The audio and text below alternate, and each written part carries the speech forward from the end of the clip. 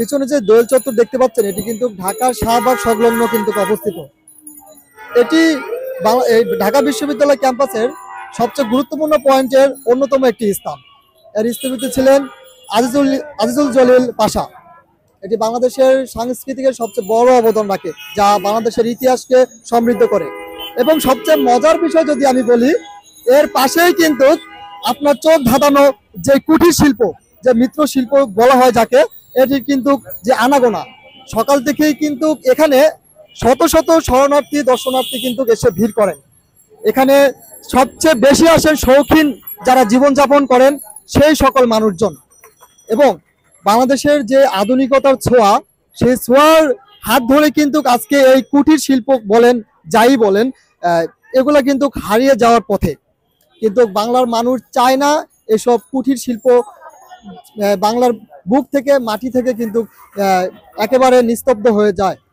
তাই প্রতিদিনের ন্যায় যারা এখানে এসব পণ্য কেনার জন্য মানে আগ্রহী, তারা কিন্তু সকাল থেকে এখানে এসে ভিড় করেন। এখানে কিন্তু দেখতে পাচ্ছেন যে শত শত অনেক রকমের কোয়ালিটি সম্পূর্ণ কিন্তু আসবাবপত্র এখানে রয়েছে।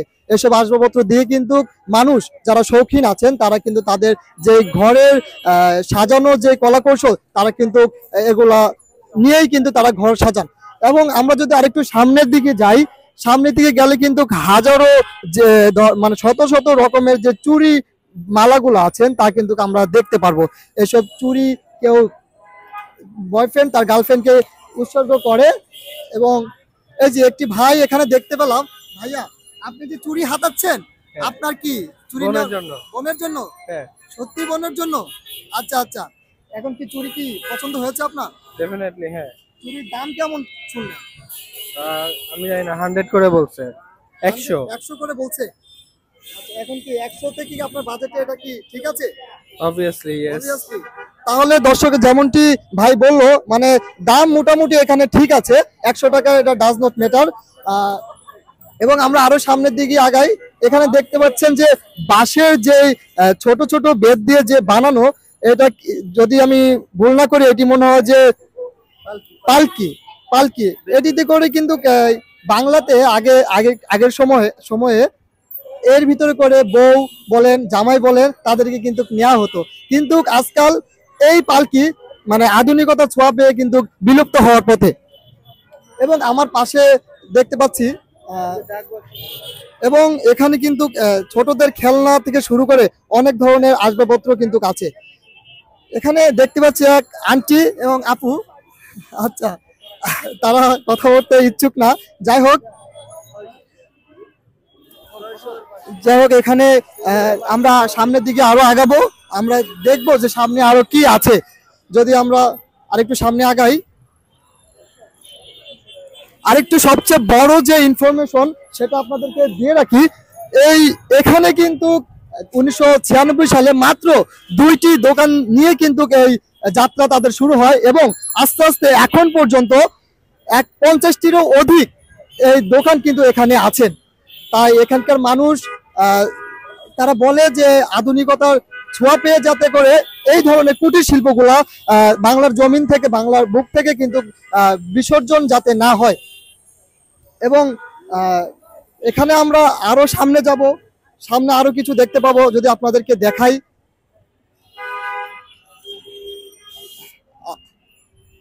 আপু, এই যে নাড়াচাড়া করছেন, এগুলা কি আসলে কিনবেন? কেনার জন্যই আসছি। আচ্ছা আচ্ছা, এটা কার জন্য কিনবেন? আমার মায়ের জন্য। আপনার আম্মুর জন্য? জি ভাইয়া। আপনার জন্য কিছু কিনবেন না?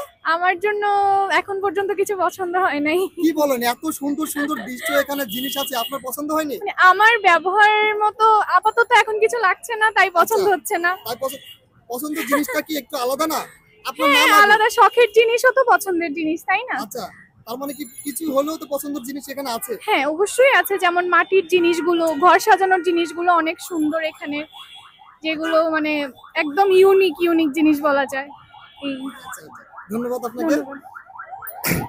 দর্শক যেমনটি আপুর কাছ থেকে শুনছিলেন, এখানে কিন্তু ঘর সাজানোর জন্য এক অফুরন্ত যে জিনিসগুলো আছে তাই কিন্তু যথেষ্ট বলে মনে করেন এই আপু।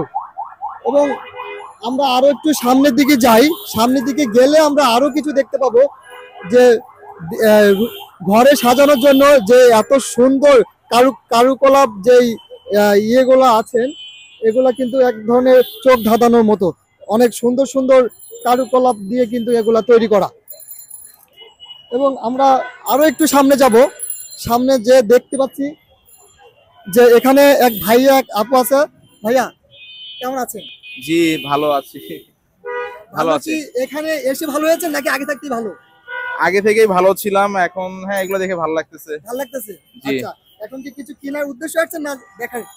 কেনার উদ্দেশ্যে আসছি, যদি মানে পছন্দ হয় এবং দামে মিলে সেক্ষেত্রে হচ্ছে আমরা কিছু নিতে পারবো এখন। এখানকার দাম আসলে কেমন মনে হচ্ছে আপনার? আমি ভালো বলতে পারবো না, ও বলতে পারবে। আচ্ছা, একটু আপনার সাথে যদি কথা বলি। আসসালামু আলাইকুম। ওয়ালাইকুম আসসালাম।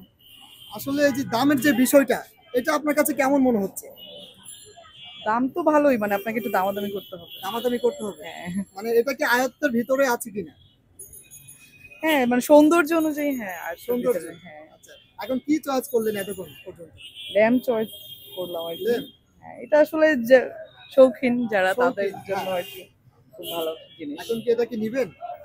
হ্যাঁ, নেওয়ার জন্যই মানুষের সাথে কথা বলছি। হ্যাঁ, কিন্তু দোকানদারি নাই মনে হচ্ছে। না না, দোকানদার আছেন, আছে, উনি তাই না? ওখানে আছেন। হ্যাঁ আচ্ছা, ঠিক আছে, তাহলে দেখেন, হ্যাঁ। নিয়ে যান আপনার শখের জিনিসটা। আচ্ছা, ধন্যবাদ আপনাকে। দর্শক, যেমনটি শুনছিলেন এই আপুর ভাইয়ের কাছ থেকে, মানুষ আসলে শখের বশেই কিন্তু এখানে আসে। আরো এখানে এসে যতটুকু না আগে ভালো থাকে তার থেকে হাজার গুণে কিন্তু এখানে এসে কিন্তু ভালো হয়ে যায়। তো এখানে আপনারা ইচ্ছা করলেই আপনারা আপনাদের পরিজনকে নিয়ে এখানে ঘুরতে আসতে পারেন এবং এসে আপনাদের যেই শৌখিন জিনিসগুলো আছে, মনে করেন যে এখানে ঘর সাজানোর মতো অনেক আসবাবপত্র আছে, তাই এগুলো কিন্তু আপনারা সংগ্রহ করতে পারেন।